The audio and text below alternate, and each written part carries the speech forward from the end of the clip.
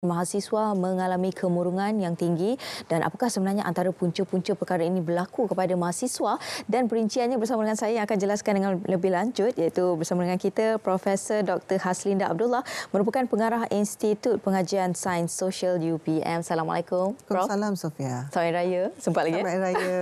Oh, 2 minggu. Ya, Alhamdulillah. Baik, Prof, bila kita bercakap tentang terapi psikologi mahasiswa selepas Aidilfitri, seperti mana yang saya kongsikan tadi kepada para penonton dan juga Prof tadi, berkenaan dengan mahasiswa akibat kemurungan, kerisauan yang melampau, dan ini antara perkara-perkara yang cukup membimbangkan kerana ia akan memberi kesan kepada kesihatan mental yang pertama, dan juga akan memberi kesan kepada emosi, fokus mereka untuk belajar dan sebagainya. Permulaan, silakan. Pertamanya Sofia, mengenai kesihatan mental, kini isu kesihatan mental memang satu isu yang global lah. Ya. Kita dalam suasana lepas COVID, suasana panas dan sebagainya. Jadi isu ni isu global.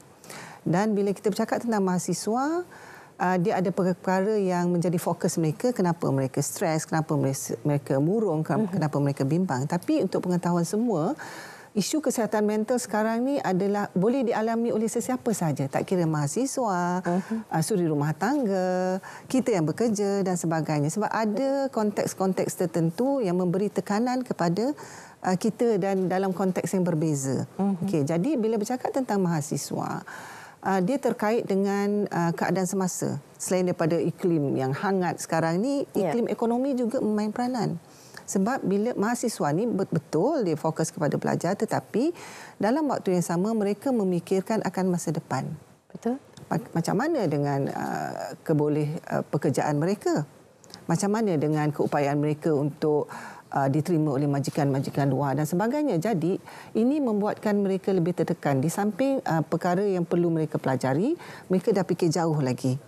Bagaimana? Jadi apa yang kebarangkalian masa hadapan tu sangat memberi kesan kepada mereka. Jadi bukan saja mahasiswa, sebenarnya pelajar, ibu bapa juga memberi penekanan kepada perkara-perkara begini. Dan sebab itu kita, kalau I sebagai ibu bapa kan, I cuba untuk tone down. Ya, betul kita perlu belajar dan sebagainya, tetapi ingat benda yang masa depan tu kita boleh urus waktu sekarang. Pengurusan waktu sekarang akan menentukan masa depan. Betul. Kalau kita fikir masa depan, tak jadi apa. Yang sekarang ni kan? Ya. Betul. Jadi yang waktu sekarang ni harus diurus dengan baik bagi memastikan masa hadapan itu dapat sedikit sebanyak kita jangka. Tak adalah 100% kan. Betul. Tapi kalau kita dah buat homework pun tidak, kerjasama dengan rakan pun kita culas dan sebagainya, so agak sukarlah. Yang berlaku cuma kerisauan yang melampau saja. Dia risau, dia fikir, dia fikir. Jadi dia jadi macam sebuku benang. Bila lagi fikir lagi ketat, lagi fikir lagi ketat. Jadi dia tak huraikan dengan baik. Betul. Benang itu. Betul. Jadi kalau kita bincang contohnya macam ni kan, I bincang, I ada isu lah, I tak dapat buat homework dan sebagainya. Mungkin kawan boleh bantu. Ini yang kadang-kadang budak sekarang ni lah, ataupun ada sekumpulan tertentu yang dia rasa kalau dia minta bantuan dia nampak macam lemah. Tapi kita kena ingat, manusia ni memang sifatnya tak sempurna. Memang tak perfect. Jadi tak perfect itulah manusia. Jadi sebab itu kita kerjasama. Betul. Sebab itu kita perlukan pertolongan antara satu sama lain untuk melengkapi kan, Prof.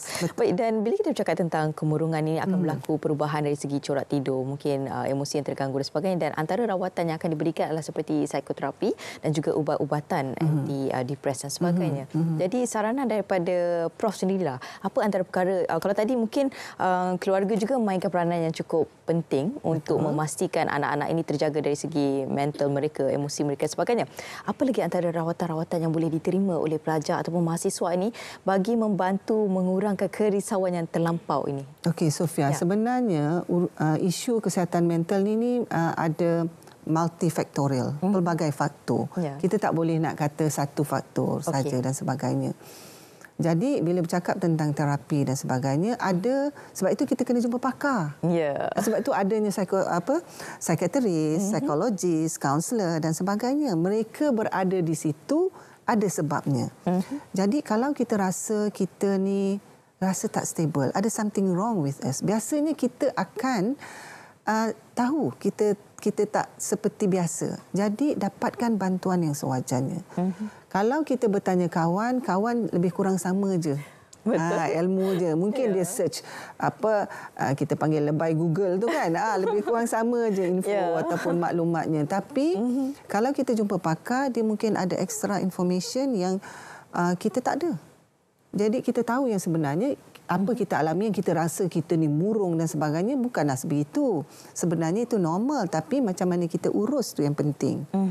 Jadi sekiranya kita mendapatkan rawatan daripada pakar, dan pakar itu akan tentukan sama ada kita perlu ambil ubat-ubatan, dan bila berkaitan ubat-ubatan ni, dia terkait juga dengan hormon. Contohnya hormon terlibat dopamin, serotonin, semua tu. Itu pakar, psikiatris yang boleh prescribe ubat dan sebagainya. Tapi kalau setakat macam menguruskan waktu, menguruskan emosi, mungkin kita boleh berbincang dengan orang yang lebih dewasa, orang yang ada kita panggil wisdom untuk bantu kita. Jadi masalah sekarang I lihatlah yang berlaku kepada anak muda kita, mereka rasa macam rendah diri kalau mereka pergi mendapatkan bantuan. Seperti macam satu kesalahan besar nak mendapatkan bantuan tu kan. Betul. Tapi saya tak salahkan mereka. Kita yang dewasa ni, bila kita lihat ada yang tak kena dan sebagainya, panggil. Betul. Kita panggil. Kalau contoh saya pensyarah, kalau student tu biasa duduk depan, ceria dan sebagainya, tiba-tiba dia berubah, kalau sekali tak apa. Kalau konsisten 2-3 kali, dia diam, dia tak angkat muka dan sebagainya, saya bertanggungjawab untuk bertanya. Mungkin dia tak akan jawab, tapi kita boleh tanya kawan. Betul. Jadi, it takes two to tango.